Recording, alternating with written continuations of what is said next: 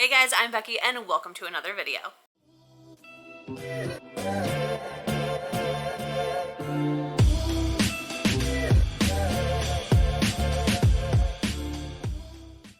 Today we are talking about my highest and lowest rated books during the summer, which for context is June, July, and August. My highest rating was a 5-star, which hopefully is the case in every single one of these videos.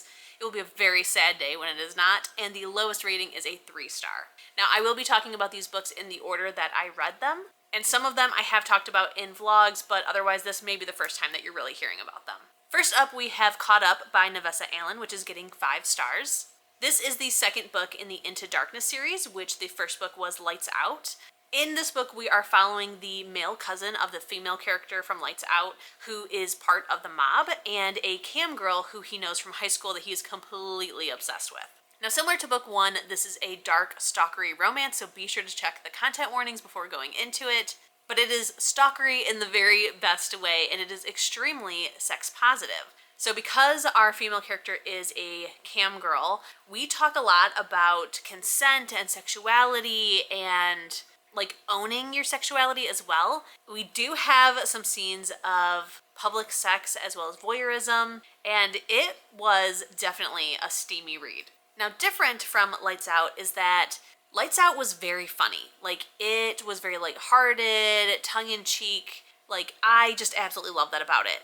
And this one is a lot more serious because of the mob ties, and some of you might be excited about that, but for me, it was a little bit of a letdown. Like, I absolutely love this book. Obviously, it was 5 stars, but it was nothing compared to book 1. Like, these two books very much feel like standalones almost. Like, they're just very different from each other, but I loved them both. Now, I will say, when I finished Lights Out, I was just chomping at the bit to get to book 2. And when it comes to book 3, I'm not that excited. Book 3 is going to be following a character who we met in book 1, which if you would have told me in book 1 that he was going to be the third book, I wouldn't have really cared. Like, I would be like, oh, okay, that's fine. We get to know him a little bit better in book 2, and he is kind of a douche canoe. And I'm just really not looking forward to his book. Will I read it? Probably.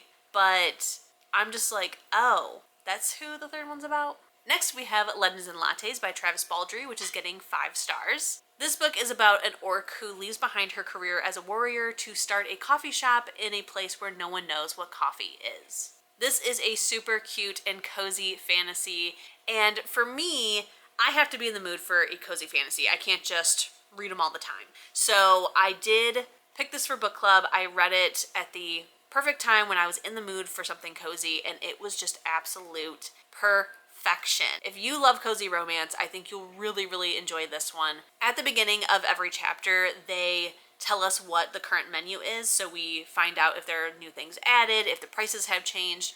And while that was so mundane, I could have read like an entire book of menu changes. Like, it was just so cozy and interesting, and I just loved like every single character. I definitely need to read the other books in the series, as they're not direct continuations, but they are like interconnected standalones, it seems.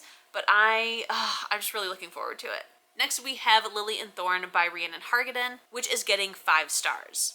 This book has a pretty funny backstory. I have curated my Instagram pretty darn well, where my ads are very much targeted. Like, as soon as I say something, I will then immediately see an ad for it on my Instagram. It's actually pretty creepy.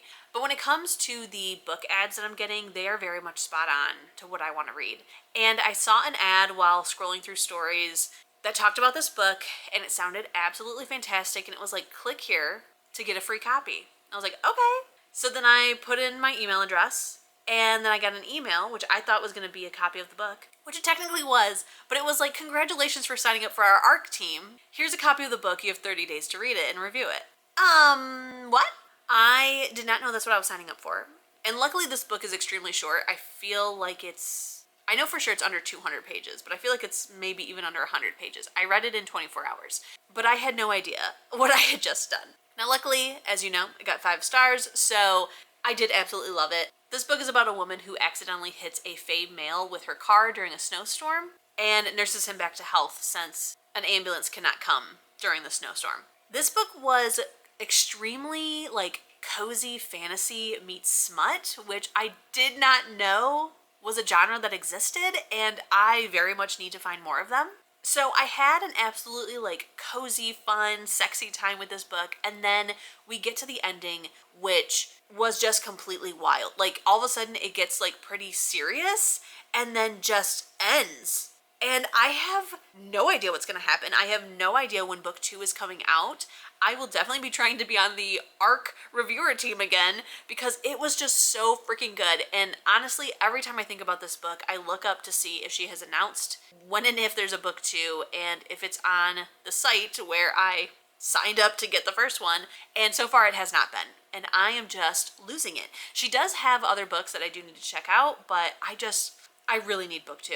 Next we have May the Best Man Win by Z.R. Ellor, which is getting 3 stars. So this book is about a trans boy who is competing for Homecoming King against his ex-boyfriend who he dumped right before transitioning. It is told in dual POV from our trans male character and his autistic ex-boyfriend.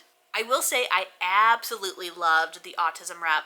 I cannot speak on how accurate it was, but it felt extremely genuine and just very thoughtfully done. I absolutely enjoyed all of the chapters that were in the ex-boyfriend's POV. Like, I couldn't wait to get to his chapters because I just absolutely loved this boy so much. However, our trans male character was a total douchebag. Just a total asshat. He is very much like what I find wrong with the white queer community, which is basically like, it's the people that you meet who the only thing that society could find wrong with them is the fact that they are part of the queer community and they are just begging, it seems, to be victimized. And they're just so annoying and everything is like, you know, people don't like me because of my identity. And actually, it's just that you're an asshole. And that is how our main character is. Like, he is losing friends because of how shitty of a friend he is. He does have like genuine bigots that are also occurring in the school. So I get maybe the confusion of why, you know, some people hate him because he's trans, but for the most part, people hate him because he's an asshole. And he's like, you hate me because I'm trans. No, babe, you're just an asshole who happens to be trans. Now, he does have a redemption arc, if you will, which is why the book got 3 stars instead of 2 stars. And the fact that I just really, really loved the other POV, so that really helped this rating. So I will say by the end of it, it was okay. Would I recommend it to people? Possibly. But yeah, it just really wasn't the best. Next we have Broken Fae by Caroline Peckham and Susanne Valenti. This is getting 5 stars. This is the 4th book in the Ruthless Boys of the Zodiac series, which is a prequel to Zodiac Academy. Now, just like Zodiac Academy, this book takes place in the same fantasy realm, but it occurs at a totally different school. We are following a girl whose older brother was going to this school, and he passes away unexpectedly from a drug overdose, which is very much not in character for him. She finds out while investigating his death that one of the kings of the school may be responsible for his death, so she goes undercover at the school to try to figure out who it is. And the kings are 2 different leaders of rival gangs, a guy from a very powerful family of thieves, and a guy who's just extremely powerful, has like a very like shady background, and basically these 4 guys rule the school because of how powerful they are. Now this does end up being a reverse harem, so know that going into it, but I have read, I think, the first 6 books of Zodiac Academy, and then I found out that it suggested that you read the prequel after book 4 in its completion and then go back and finish Zodiac Academy. So after I read the 6th book and found this out, I quickly stopped and started to get into this. And while I really enjoyed the first 3 books of this series, I think I gave them 4 or 5 stars as well. While I enjoyed them, they were very much not Zodiac Academy. And I was basically reading them saying like, these are good, but I just want to get back to the real good stuff, you know? And this book was the first one that I was like, whoa, this is a 5-star, I'm loving this, and I cannot wait for the next one, which is the final book, so it totally makes sense. But this is the first time that I'm not like desperately wanting to get back to ZA. Like, I'm happy to stay here for a minute. Next we have Butcher and Blackbird by Brynne Weaver, which is getting 5 stars. This book is about 2 serial killers who are killing other bad serial killers. And they create this game to see which one of them can kill the target first. Is basically the gist. Now, as you can imagine, this is a dark romance. There is like an entire page of content warnings, but holy crap, is this good. I truly believe that if you are anyone who loves a little bit of a darker romance, not maybe, you know, maybe you're not into full-blown dark romance, but you're kind of intrigued, maybe you're a beginner, I think this book is for you. I picked this book for my book club because of how crazy the content warnings are, and every single one of them enjoyed it. Every single one, which is unheard of in my book club, honestly. So while this book is very content warning heavy and very dirty, it is so fucking good. Like, absolutely amazing. I cannot wait to read the next books. I even had people in book club already finish the entire trilogy. Like, that's how much they enjoyed it. Next is Wicked Little Rabbit by Samantha Moran, which is getting 3 stars. This book is a Alice in Wonderland retelling. It's about a guy who goes to a club called Wonderland with his best friend to try and get over his cheating ex. There he meets Alice, and he ends up in a psychiatric unit by the end of his experience. Now, you may think that's a spoiler, but don't worry. The book starts out with him being in the psychiatric unit, and you have to figure out what happened to him that night to cause him to be there, because he has no memories of who he is. He is completely traumatized out of his mind to the point where, like, he can hardly make coherent thoughts, let alone sentences, and it's wild. Now, I met this author in person at a spooky vendor show, and the covers of her books intrigued me, so I walked over there. She asked me what kind of books I like, and I was like, oh, I love smut. And apparently we have 2 very different definitions of what smut is, because she handed me this book, and I went on my merry way. Now, little did I know, even though based on the cover, this looks like a dark romance, and I did read the content warnings, and it was like, there's dubious consent and non-consent. And I was like, ooh, those are my big red flags, but I'll try it, because sometimes it can be done in a way that I still enjoy. And turns out this book is not, in fact, a dark romance, but a body horror. Yeah, featuring explicit sexual scenes. So, surprise for me, I was like getting into it. I was like, okay, this is kind of hot. I can handle this. I'm thinking, oh, he's gonna go crazy because she just, you know, has sex with him so well, you know? That's what I'm thinking. Silly little fool. No, it was body horror and sexual assault at its finest. So, at first I was very pissed off about this book and honestly at the author, but I was like, maybe we have different definitions of smut. I don't know. I don't know where the disconnect was. But honestly, she is a great author. Like, the writing style was really good. I don't know if I'm gonna read book 2. As of right now, it's a no. But there is a part of me that's curious of like, what could possibly happen next? What could happen next? I did read the author note at the end though, and this was her first book that features explicit sexual scenes. So I definitely am intrigued to read her other books. But yeah, this one, know what you're getting into. Next is The Love Hypothesis by Hazelwood, which is getting 5 stars. Now before this, the only Hazelwood books that I had read before was Bride and Deep End, which originally I thought Deep End was the second book to Bride.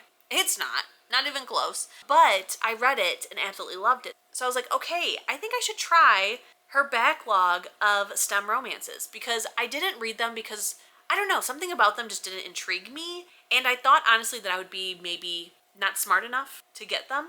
But no, they are absolutely fantastic, as this book proves, and I will definitely be reading all of the books she ever writes ever again. So in this book we have a girl who, at first, I think she believes that she is asexual because she just doesn't create connections with people. She doesn't love or enjoy sex. And what she later finds out is that in order for her to have feelings for somebody in a sexual way, she first has to like them in a romantic way. And she has this ex-boyfriend who she had no connection with, and her best friend kind of wants to date him, but she will not go against girl code. And so in order to convince her friend that it's totally cool and I do not have any feelings for him, she decides that she is gonna find like the first guy she sees and make out with him and then fake date him in order to convince her friend, like, truly go for it, I'm good. So the first guy that she comes across, she doesn't realize who it is, she's just like, hey, can I kiss you really quick? And they do, is a professor at her college. Now, for some of you, you're like, whoa, no thank you. And normally I'm the same way, but he is not her professor at all. He has no sway over her academic standing, and he is not that much older than her. they even have a conversation to agree to this fake dating, and he says that in the event that somehow he has any sort of sway over her future, that he will excuse himself so that there's no conflict. And I was just like, God, Allie Hazelwood, how do you get me to enjoy things that I don't normally enjoy? You know? Now, of course, they fall in love. And this book was just mind-blowingly good. I cannot wait to watch the movie. I'm just over the moon. And I cannot wait to read other Allie Hazelwood books. I already own 2 more of them now. Next is Gothikana by RuNyx, which is getting 3 stars. This is a Beauty and the Beast, dark romance, paranormal, academia retelling.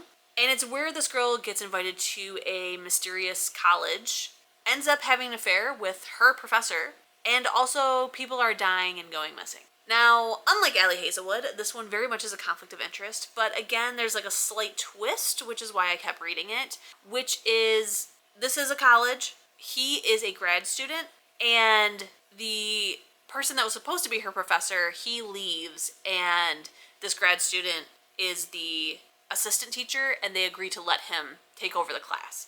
Now, for her, he is her professor the whole time, which is where the conflict is, but again, it's like, he's not really a professor, he's not that much older than her. But unfortunately, as you can see from the star rating, I didn't love it. So I have seen many people say, like, there was just too much sex in this book. And I'm like, girl, what are you talking about? Never have I ever, you know? Until I read this book, and now I'm like, now I get it. Now I get it. Because in this book, there is just explicit scene after explicit scene, and like, I know it's weird to say, but like, for no good reason. Like, I don't know what the good reason is to have explicit scenes, but this book didn't accomplish that. And then like, there's even a part where she says, because like they have to stay away from each other for a while, because she will literally get kicked out if anyone finds out about this relationship. But they are staying away from each other, and she says how like she's so used to seeing him every day and have sex like 3 times a day with him that this is just agonizing. And I'm like, what? What? Like, it was just a lot. It was a lot. And while the like mystery plot element of like people dying and going missing was intriguing, it wasn't intriguing enough for me to ever want to read another RuNyx book. Like, there is technically kind of a sequel, but not really, is what I'm told, and I have no interest to read it. Next, we have Manacled by SenLinYu, which is getting 5 stars. You may have heard this book because it was just traditionally published as a book called Alchemized, but this one is the Draco Hermione fanfic that was originally published on AO3. This is a dark, dark, dark, and depressing romance that is Harry Potter meets The Handmaid's Tale. So this book takes place after the Order of the Phoenix, and what ends up happening is, instead of Harry winning at the end of Harry Potter, he dies and loses, and everyone gets brutally murdered, except for Hermione, which she is then put into this breeding program that Voldemort creates to make pureblood wizards. And it's gruesome. It does have my 2 big no-nos, dubious and non-consensual sex, but luckily the author did it very thoughtfully, because I mean, again, it's Handmaid's Tale, okay? Handmaid's Tale. I will say it is a choice to read it during this political climate. It's a choice, but it was so good. Like, this book will break you. It will. It is agonizingly bone deep sadness, loneliness, and depression, but oh my God, was it so good. Like, I was crying and sad the entire time reading it, but I wouldn't change a thing. And in a week or 2, I'm gonna do it all over again when I finally start Alchemized. So, yeah. And last but not least is Bright Young Women by Jessica Knoll, which is getting 5 stars. This is another book that I picked for my book club this year, and it is a fictionalized but feminist as fuck story about the victims and survivors of Ted Bundy. Now, if you don't know a ton about Ted Bundy, you might not even know that this is a fictionalized version of some of the murders. But if you do know a lot about Ted Bundy, there is a lot of fact in this fiction. It was very interesting to hear from the other book club members who are very much into true crime and, you know, really know the details of the case, or the ones who were then inspired to look up the details of the case because of how much they love this book. So like I said, it is extremely feminist. It focuses on the victims and the survivors. They do not name him once. They call him the defendant, and they very much go out of their way to make sure people know that he was ugly, dumb, and just plain ignorant. Like, when it comes to Ted Bundy, I have heard my whole life about how, he got away with all these murders because he was so handsome and charming and charismatic. And it turns out that he's none of those things. Like, when I saw photos of him, I was like, I guess beauty standards for men were very different in the 70s because I thought he was ugly as hell. So this book very much points out that it wasn't because he was somehow just so smart, even though he lied about going to Yale, but more the fact that women are conditioned to not be able to say no to men, and that they are willing to do things and put themselves in terrible positions in order to try to survive. And unfortunately, he chose for them to not survive. And that is the reason he had so many victims. Not because he's just so good looking, but because women are conditioned not to say no. There is also a queer element to this book, which again, I don't know a ton about Ted Bundy, but they bring up a storyline. So in the book, I should tell you a little bit more about it. In the book, we have the point of view of the sorority president of the sorority that the defendant murdered and maimed a bunch of women one night. So we follow her point of view because she is the one who sees him run away. So it's her trying to get justice for her sorority sisters, and a woman who is one of his victims, but it's told in the past because she has gone missing. And we have this mutual character who knows both of them, who is trying to figure out what happened to her girlfriend, but no one is willing to help her. And the reason no one's willing to help her find her girlfriend is because the mother of her girlfriend won't admit that her daughter is missing, because in the event that her daughter is truly missing and was murdered by this guy, it will then come out that her daughter was a lesbian. And that's worse in her mind. And that was something that I never truly thought about, of what if there are other victims, and because, they happen to be queer, we just don't know about them because their family is more shamed by the fact that they're queer than getting justice for them. And that's just a wild thought. So yeah, this book got 5 stars because holy shit, just holy shit. So guys, those are the highest and lowest rated books for the summer. Honestly, not bad. Not bad at all. The books that got 5 stars, I just really, really loved. And the books that didn't, I didn't absolutely hate a single one. I mean, Gothikana was a choice. It was definitely the lowest book ever that I read during these 3 months, but still not the worst thing I've ever read.